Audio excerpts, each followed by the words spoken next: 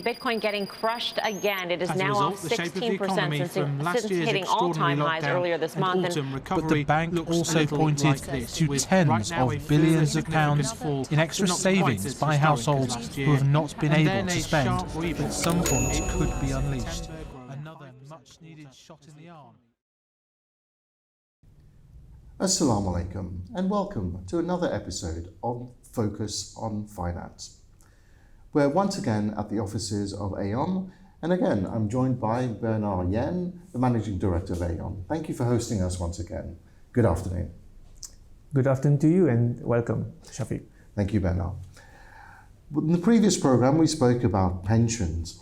A few members talked about the ageing population, and in this program we'll go into a little bit more depth of what ageing population is. Earlier we asked members of the public what they understood by ageing population and what issues it may cause. Let's hear what they had to say.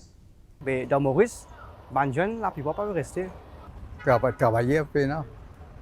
Le vieillissement de la population, c'est plus, il y a plus de gens, c'est-à-dire la population active. Dans la population active, il y a plus de gens retraités qui vont bientôt être en retraite. Et ouais, c'est surtout ça en fait. Et il y a de moins en moins de population active, c'est-à-dire que les gens partent plus en retraite et qu'on doit leur verser des pensions. Parfois, il y a assez de gens pour travailler, même dans nos pays. Je me fais propose de retraite et...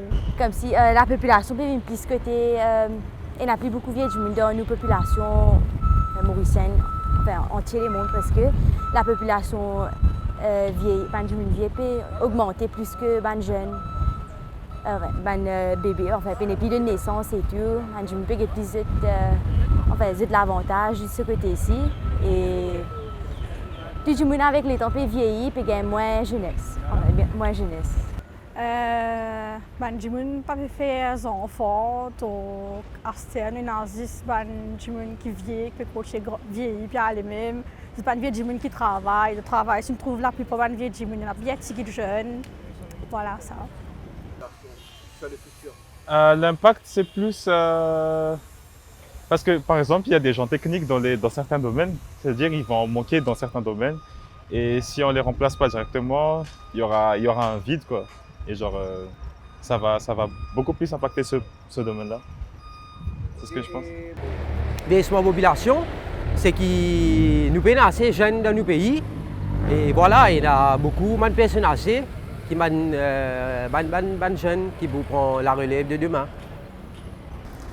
Bon, dans Maurice actuellement, d'après statistiques, nous n'avons plus beaucoup de vieux du monde qui zen. Bon, l'État débourse beaucoup d'argent et aussi aujourd'hui, nous avons un problème qui arrive qui du monde qui a des enfants. Et après, on pense que ça va être un problème après. Pas pour une assez productivité. Concernant un jeune, pas pour une assez productivité et c'est nous qui pouvons payer la retraite et ça peut affecter nous beaucoup. Ouais. Puis depuis la jeunesse, du coup, si pour rester tout le temps, enfin, le pension peut augmenter définitivement. Il faut faire l'impact au gouvernement aussi pour besoin de plus beaucoup de pension pour beaucoup de monde. Du coup, enfin, nos populations côté jeunesse, génération jeunesse peut diminuer. Population, peut vieillir. So, an interesting range of comments there. It seems we have a well-informed members of the public. Yeah, I'm glad about that because I think I've been talking about aging population for at least the last 2 years.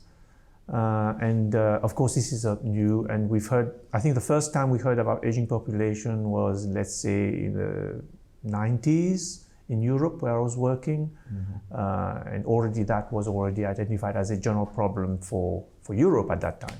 Mm-hmm. So let's go over and clarify and confirm maybe what people are saying. What is an ageing population? What is the issue?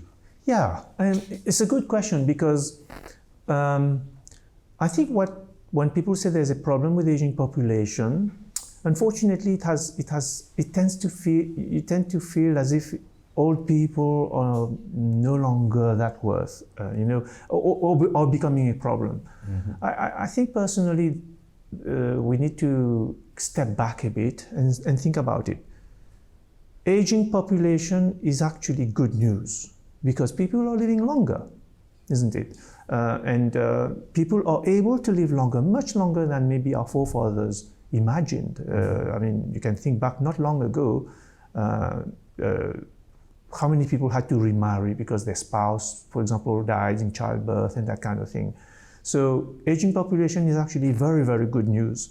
We are all able to live longer and perhaps better lives than ever before.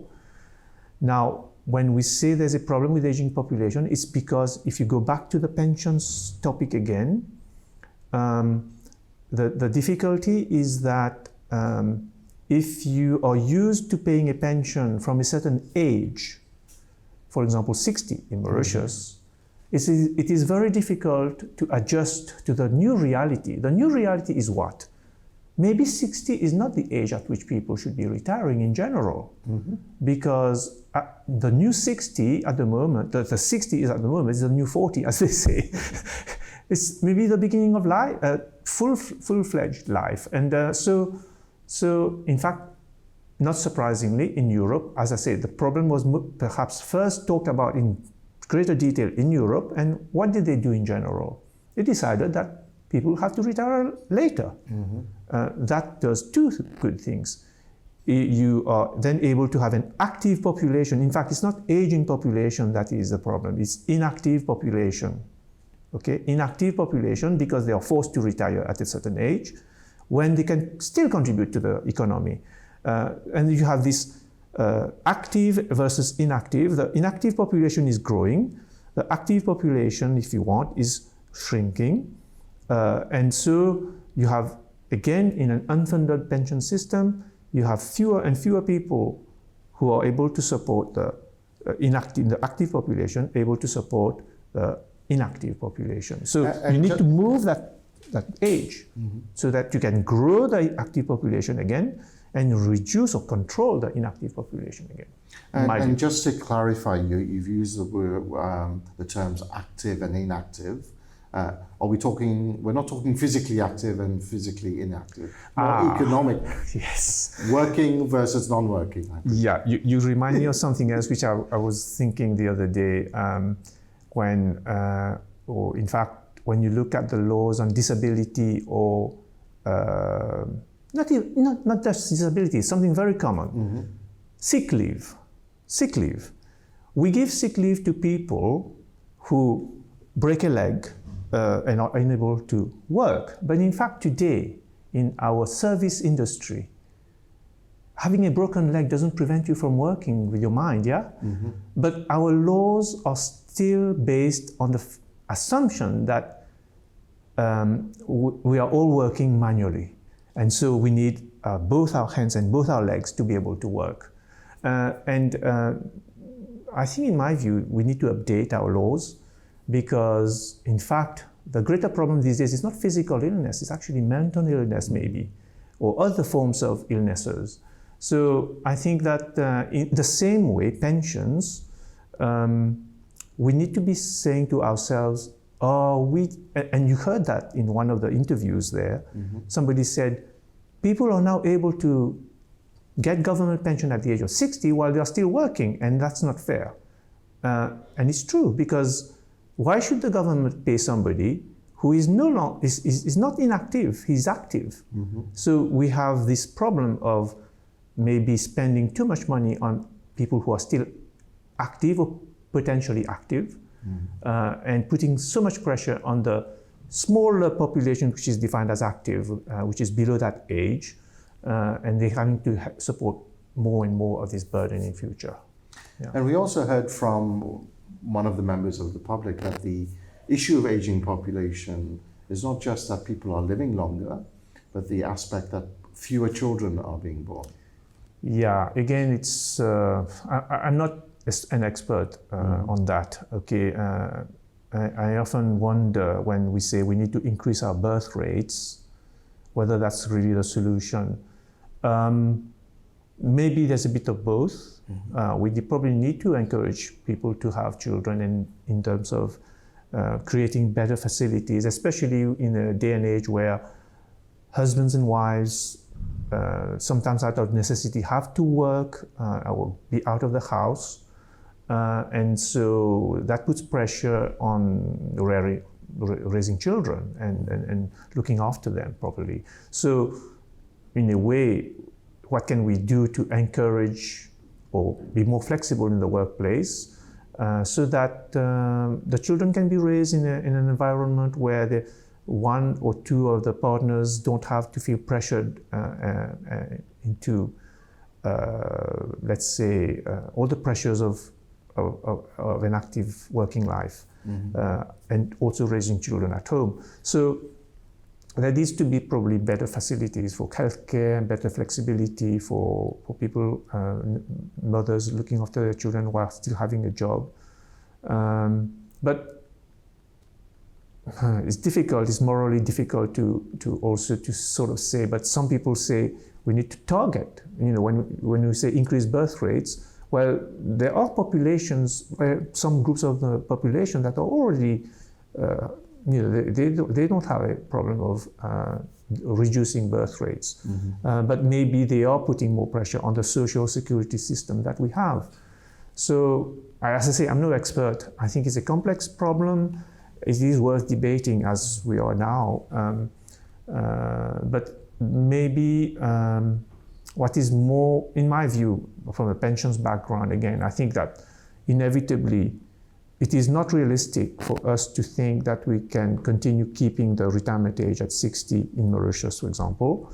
There's been already a move towards 65, but not complete. And of course, it has to be done gradually. And some governments, some countries in Europe, for example, have decided that because it is so politically charged, they will leave it to the scientists or the actuaries or the professionals independently to determine what age how to move that age slowly, not to cause big disruption, because of course, what unfortunately our human nature is that the people don't like to see, as they are approaching retirement, that line is moving from them as well. So I think we didn't care when we were in our 20s. No, but now that we are like closer to 60, we are thinking, no, even in my selfish way, I would have said, okay, we need to increase from 60 to 65, but wait for me to get 60 first, and then you can increase it, yeah? But this is human nature. This is human nature. So I think, so pensions is the obvious impact of aging population. But I think it's wider than that, isn't it? There are medical costs, the social security. Maybe you could enlighten us a bit on that. Yeah, I think as human beings, we all aspire to have the best life we can. And the old people have the right to think, to aspire to better health care, especially when they need it. Medical care costs more. The cost of medical care has gone up and up. So, how do we make sure that they have the means to look after themselves in retirement when you have potentially have access to better health care elsewhere, so you need to be prepared to maybe travel for your medical treatment. Basically, we need more money in retirement, basically. And I think if you step back again, you think, well, how to get more money in retirement? Yes, you can get the government to help in some cases, but there are limits to that. I think again, we go back to self-help or looking after ourselves, or predicting or providing for the future by encouraging people to save more, encouraging maybe give tax breaks on certain things, so that we are encouraged to put more aside, because we know when we come to retire, especially as I said, it could be still at an artificial age at any time. It's an arbitrary age where beyond that you can't work anymore when you have to retire. Well, if you want the retirement years to be the best years of your life, which we all aspire to, then put more money up front, save more money up front while you are working. Do we really need to buy that next new iPhone that has come out? Do we really need to buy the biggest TV screen that we can get? As opposed to putting some money away so that you then can use it for medical care in your retirement. Yeah. And we're seeing just politically around the world, the rise of everything goes in swings and roundabouts. As the Bible says, there's nothing new under the sun. Yes. So what you see is fashions come and go. I think it's interesting on the demographics how the pendulum has swung. I remember when I started work, the concern in India and China was too faster growing population. Yes. And China famously introduced the one-child rule. Controversially, there was forced sterilizations in India many years back. Now the concern is the opposite. Yes. Too few people around. And what's your view on those who sort of want to restrict immigration, whereas that is an obvious solution which will naturally balance out countries with excess population but lower economic opportunities. So I'm thinking like the US and so on. And just north of US, you have Canada, which is actively encouraging immigration for the same reasons. Yes, yes. Again, is always a bit debatable, but in general, I think it's normal for people to aspire to migrate as long as they're aware of the consequences and the sacrifices that they have to make. But there's also, I think, being an actuary, the profession that you are in, deals with demographics, populations, and study mortality and so on. Do you feel there's an element of misuse of statistics, when it comes to aging population? I'm thinking of the people who are against immigration and perhaps where immigrants are coming to take are negative influence, whereas when studies are actually made, they're actually net contributors economically. And when you scratch under the surface, it tends to be more nationalistic, racist thinking rather than based on fact. I think I don't know whether statistics are manipulated. I can't think of examples, but I think the truth is that the majority of immigrants in a country contribute to the economy's growth. We've experienced that in Mauritius, even with people coming from China in the past, in the textile factories, people from Bangladesh, from India, more recently more Bangladesh. But in general, they are not coming to take the jobs of Mauritians. They are coming to take the jobs that Mauritians don't want. Exactly. And they do it much better. So, as I say, in a free market, you can't deny them the opportunity to better their lives. Maybe in 1 year's work in Mauritius, they can cater for 5 years living costs from where they come from. And I admire their hard work and their sacrifice because they are away from their families. And we should welcome that and celebrate that. As a human species, we should celebrate the fact that people... I think especially Mauritius, as you said earlier, everyone here is an immigrant. Or descended from immigrants. And I recall once, someone once observed that when the US closed its borders and introduced Homeland Security, they made the remark that perhaps the Native American Indians should have had Homeland Security. Yes, yes. And they're all immigrants. That's right. So it's all relative. But I think my mention of the statistics was not that it was perhaps misused, but rather that people think of an effect that is not backed up by the reality, by the statistics, and where the statistics, not the statistics, but the explanations of the reality, as you understand it and I understand it, could help allay those fears. So I think it's human nature to be scared of the unknown and new people coming in.